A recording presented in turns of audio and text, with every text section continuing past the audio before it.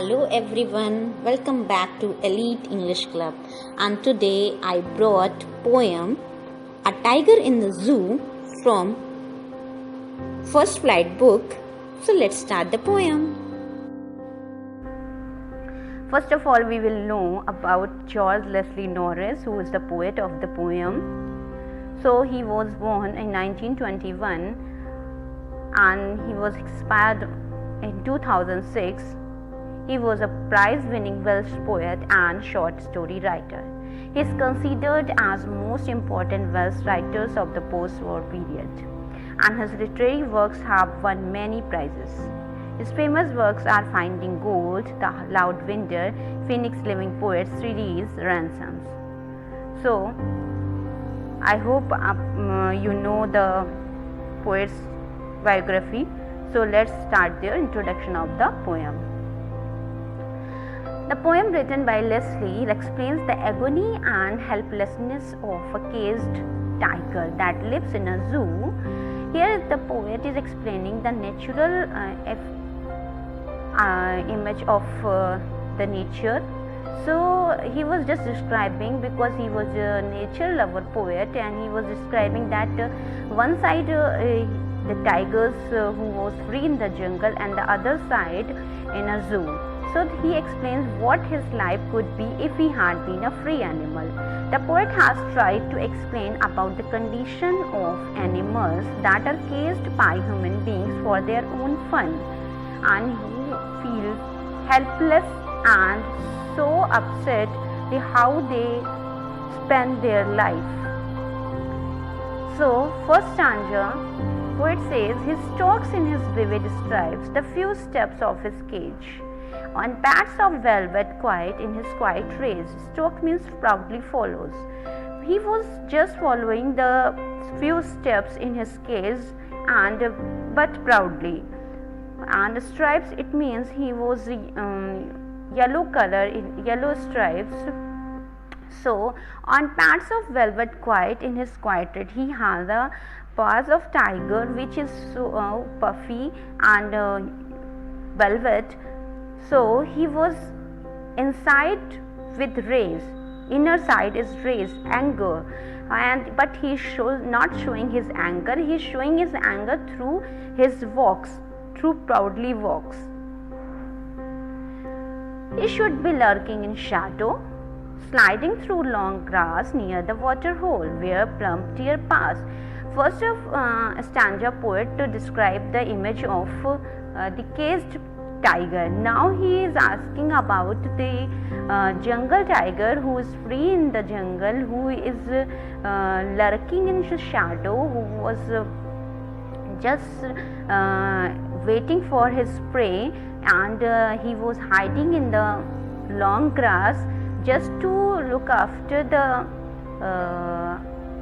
his prey that is near the water hole, and where plump deers will pass, and he will attack on that to make his prey.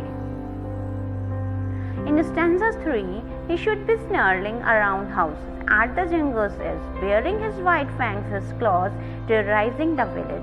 Poet is saying that when he must be in jungle, he just snare, or he just roars in the jungle to make fairy atmosphere in the jungle, so that nobody can get inside in the jungle, and he just terrorizing the people with his claws and with his white fangs, who had a very strong and fiery claws.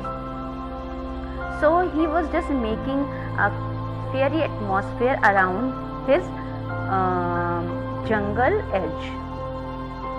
Now in stanza 4, poet says, but he is locked in a concrete cell. He comes again to the caged tiger. He is saying that now he is not in that condition to attack on his prey. He is just in a concrete cell. He is just in a cage. His strength is behind bars. He is no more stronger. He is now strengthless, just stalking the length of his cage. He has nothing to do except stalking there, walking there, and to ignore the visitors. He is not attacking on the visitors. He is not showing his strength on the visitor. He is just ignoring them because he was upset, and human being has snatched his strength, his power.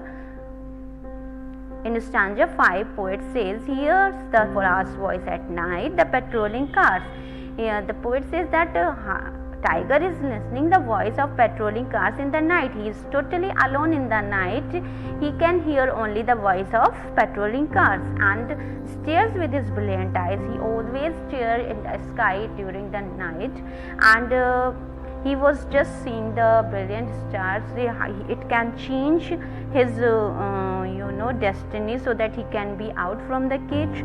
So he was just thinking about his bad luck, that he was now in cage, which time he will come out from the cage and he can walk freely in the jungle without any agony and without any helplessness. So this was the line by line explanation. Now we will see the summary of the poem.